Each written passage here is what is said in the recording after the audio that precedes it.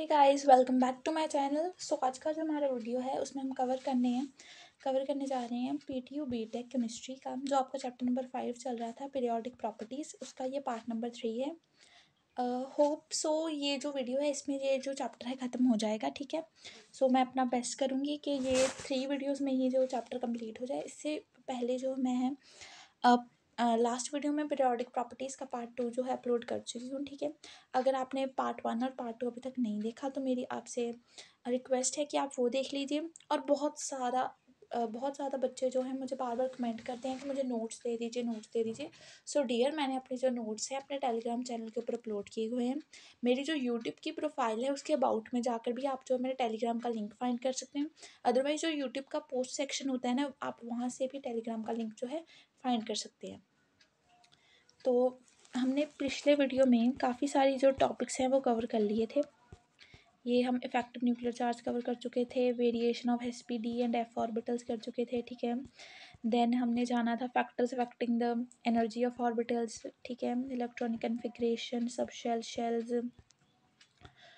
Then हमने जान लिया था Aufbau principle, Hund's rule, Pauli exclusion principle, ठीक है, एटॉमिक रेडियस, आयनिक रेडियस, ठीक है, वेंडर वॉल रेडियस तक हम जान चुके थे।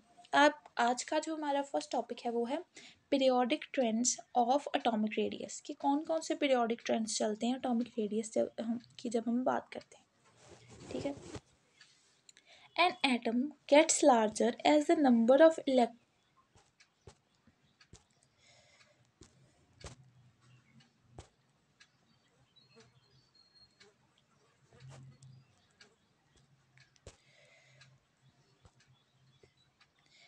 An atom gets larger as the number of electronic shell increases. Atom बड़ा होता जाता है जैसे ही उसका जो है शेल्स उसमें बढ़ते हैं, ठीक है। Therefore, the radius of the atom increases as one goes down a specific group. जब हम ग्रुप की बात करते हैं, ग्रुप जो है आपका वर्टिकल होता है, ठीक है। जब हम ग्रुप की बात करते हैं तो जब हम ग्रुप में नीचे की तरफ जाते हैं तो जो रेडियस है एटम का वो इंक्रीज करने लग जाता है। In periodic table, the size of atom generally decreases as one move from left to right for a certain period. जब हम पीरियड में लेफ्ट से राइट की ओर जाते हैं तो हमने देखा है जो साइज़ है एटम का डिक्रीज़ करने लग जाता है। जब नीचे को जाते हैं तो इंक्रीज़ करता है, जब साइड को जाते हैं तो डिक्रीज़ करता है। ये ट्रेंड्स हैं पीरियोडिक टेबल के, ठीक है। In general the atomic radius decreases across a period. जब हम पीरियड में जाते हैं तो डिक्रीज़ करता है एटॉमिक रेडियस, और and increases down a group. Francium has the largest atomic radius, ठीक है। और जब डाउन द ग्रुप जाते हैं तो वो इंक्रीज करता है atomic radius. Down the group atomic radius जो है इंक्रीज करता है, और अलोंग द पीरियड जो है एटॉमिक रेडियस डिक्रीज करता है। जो फ्रेंशियम है उसका जो है लार्जेस्ट एटॉमिक रेडियस है, ओके। देन कुछ इंपॉर्टेंट टर्म्स पीरियोडिक टेबल से रिलेटेड, ठीक है, जो कि है सबसे पहली टर्म है हमारे पास आयनाइजेशन एंथैल्पी। आयनाइजेशन एंथैल्पी क्या होता है, ठीक है। Energy required to remove electrons from an atom is known as ionisation enthalpy, ठीक है। वो वाली एनर्जी, इतनी एनर्जी हम किसी एटम को दें कि वो जो अपने इलेक्ट्रॉन को जो है छोड़ दे। ये है आपका एटम, ठीक है। ये यहाँ पर लगे हुए हैं आपके इलेक्ट्रॉन्स, ठीक है। कुछ मैंने इसको एनर्जी दी, आयनाइजेशन एंथैल्पी दी, ताकि ये जो इलेक्ट्रॉन है इसने इसको छोड़ दिया, इलेक्ट्रॉन जो है हवा में खुला ऐसे बाहर आ गया, ठीक है। ये जो है कैद से मुक्त हो गया इलेक्ट्रॉन। तो ये जो एनर्जी मैंने इसको दी इसे हम आयनाइजेशन एंथैल्पी कहते हैं, ठीक है।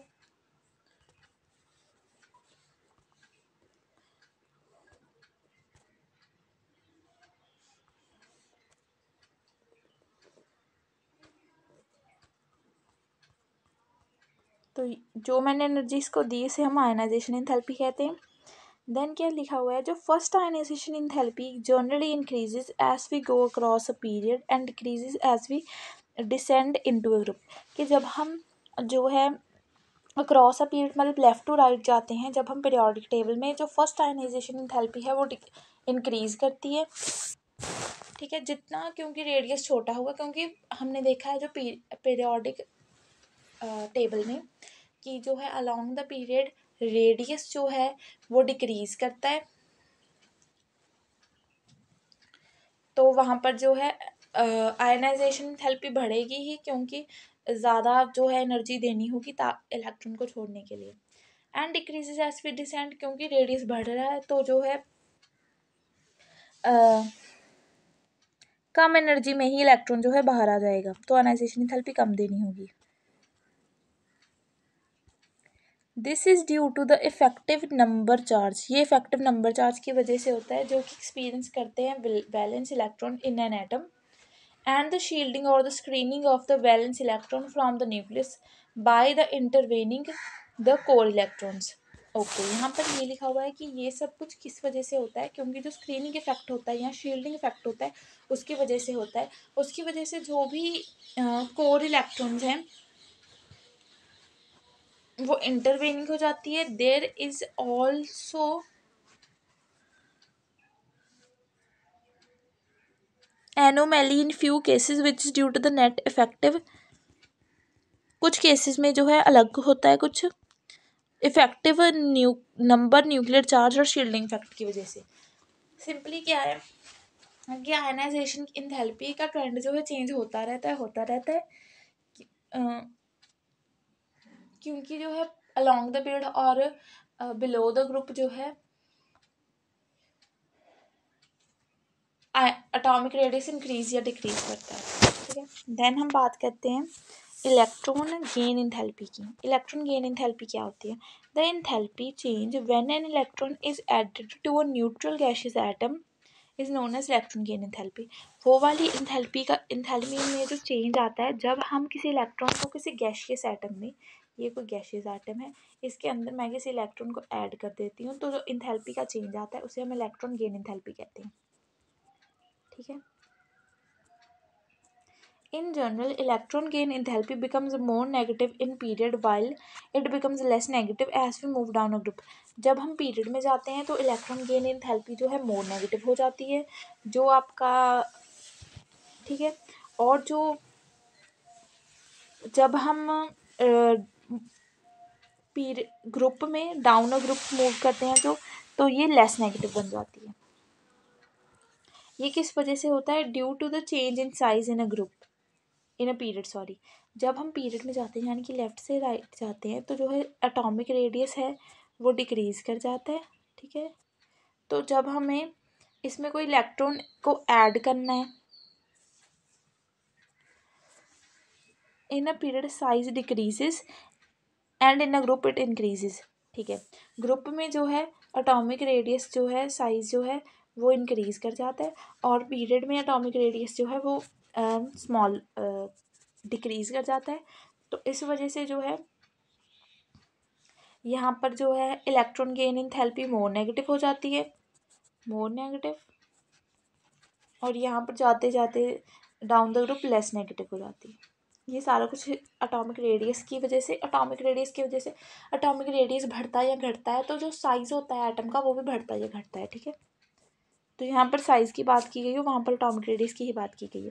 ये कुछ मेन जो है सम मेन ग्रुप एलिमेंट्स की इलेक्ट्रॉन गेन एंथैल्पीज लिखी हुई हैं, जैसे H की -73, Li की -60, N की 0.0, O की -141। ठीक है, ऐसे सभी की लिखी हुई हैं।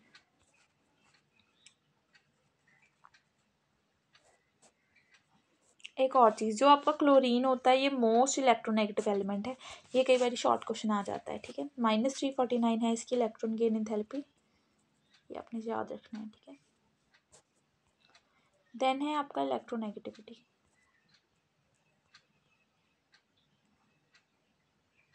मैं दोबारा से ये जो PDF है इसको ओपन करती हूँ, फाइल का थोड़ा हो गया।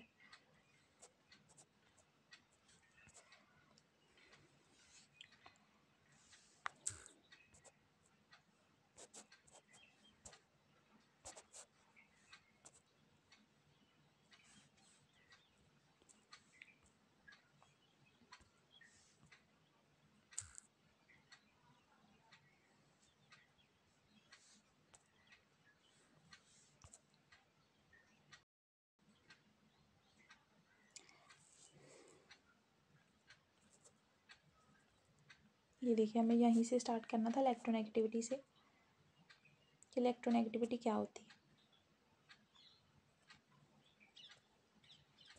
The ability of an atom in a chemical compound to attract the sheer pair of electrons towards itself is called electronegativity। ठीक है, इलेक्ट्रोनेगेटिविटी जो होती है वो क्या है, जब हम कोवलेंट बॉन्ड की बात करते हैं तो उसमें इलेक्ट्रॉन का एक शेयर्ड पेयर होता है। जैसे कोई एक चीज़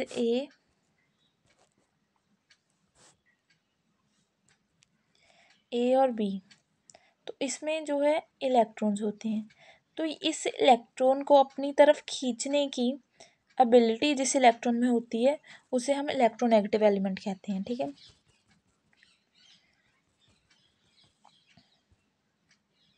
it it generally increase across a period from left to right. ये एक पीरियड के अक्रॉस जो है इंक्रीज करती है और डिक्रीज डाउन अ ग्रुप। ठीक है, it is due to the attraction between the outer electrons and the nucleus. ये जो है किस वजह से होती है, जो आउटर इलेक्ट्रॉन्स होते हैं, ये न्यूक्लियस, ये आउटर इलेक्ट्रॉन्स, इनके बीच में जो अट्रैक्शन होती है उसकी वजह से जो है इलेक्ट्रोनेगेटिविटी का कंसेप्ट फॉर्म होता है।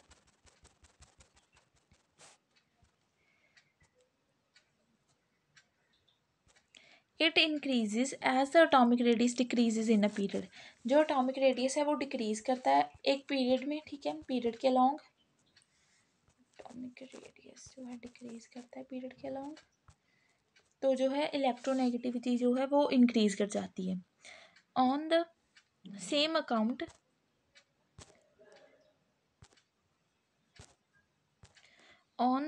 Account electronegativity values decreases with increase in atomic radius down group. ठीक है, जब हम डाउन ग्रुप जाते हैं तो इलेक्ट्रोनेगेटिविटी की वैल्यू जो है वो डिक्रीज करेगी, क्योंकि एटॉमिक रेडियस इंक्रीज करेगा।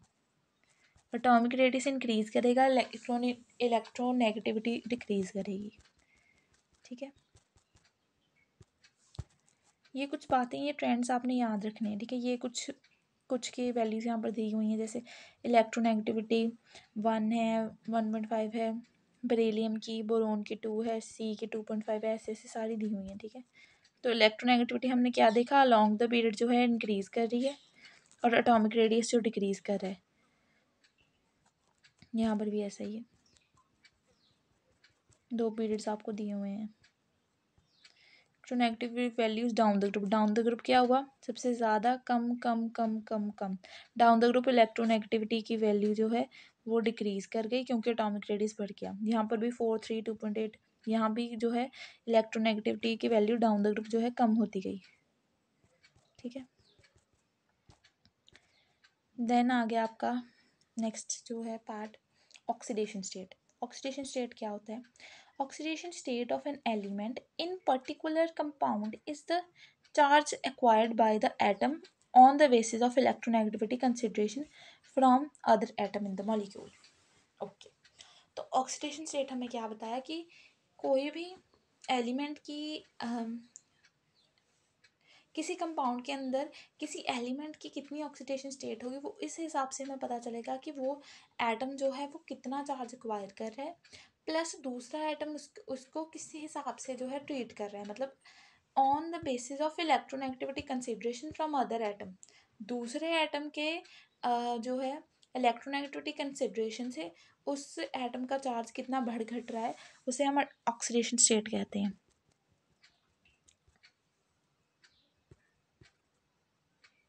एग्जाम्पल जैसे कि हमें शो किया गया है, इलेक्ट्रोनेगेटिविटी OF2 की ग्रेटर देन होगी CO2 से, thereby oxygen exhibits +2 oxidation state. ठीक है, और क्या है,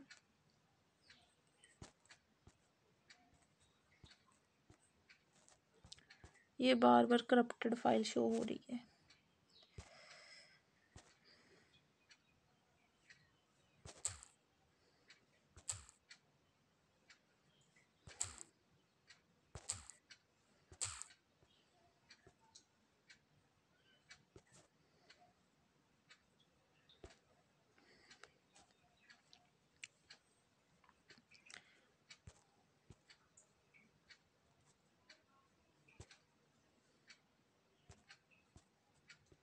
तो अब हम आगे हैं electronegativity.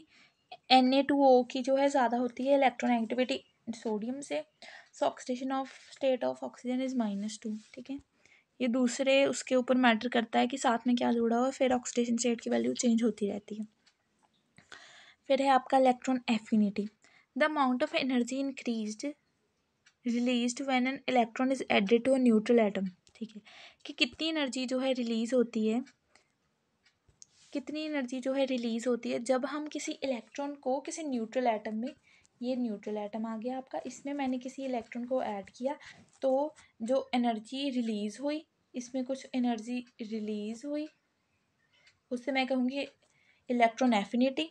More negative the electron affinity is more favourable the electron addition processes. Okay, कि जितना ये इलेक्ट्रॉन एफिनिटी की वैल्यू यानी कि जो एनर्जी निकलेगी इससे बाहर, उसकी वैल्यू जितनी नेगेटिव होगी उतना ही जो है ये प्रोसेस जो है फेवरेबल होगा। ओके, अब हम बात करेंगे पोलराइजेबिलिटी की। पोलराइजेबिलिटी क्या होती है? Polarizability is a measure of how easily an atom और molecules electron cloud can be distorted.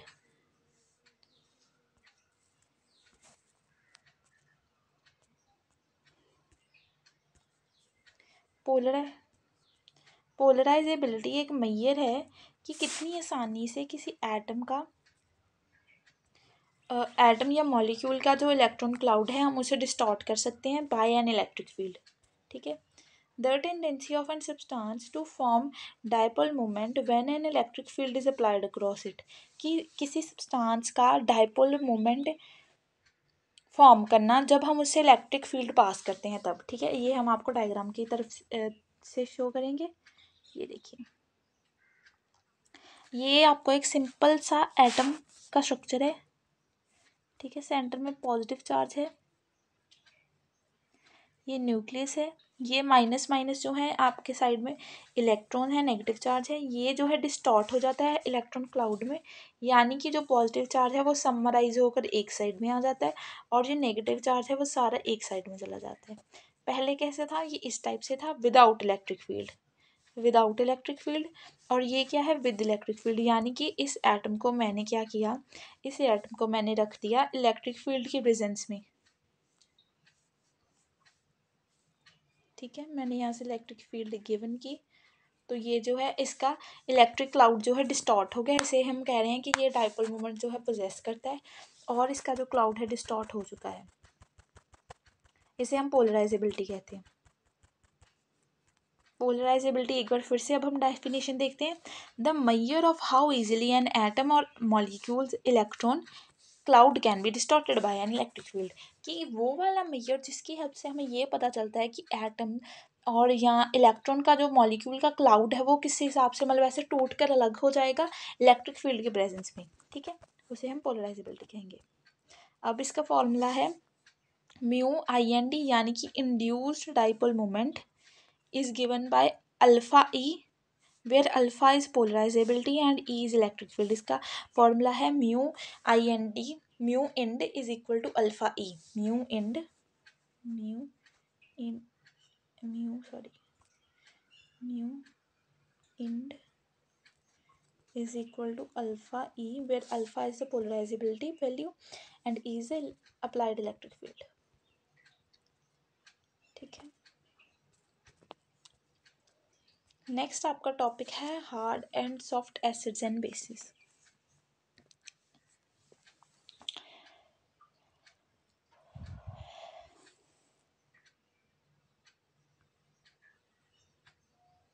ठीक है, तो इस वीडियो को हम यहीं पर जो है रैप अप करते हैं, क्योंकि बार बार ये जो फाइल है वो ऐसे चेंज हो रहा है इसकी वैल्यूज़, तो मैं इसको दूसरी तरीके से फाइल ओपन करके फिर नेक्स्ट वीडियो बनाऊंगी। ठीक है, सो थैंक्स फॉर वॉचिंग। और अगर आपको इसका टेलीग्राम का लिंक चाहिए तो आप मुझे तो आप मेरे यूट्यूब के पोस्ट सेक्शन में जाकर फाइंड कर सकते हैं। ठीक है, thanks for watching, bye bye.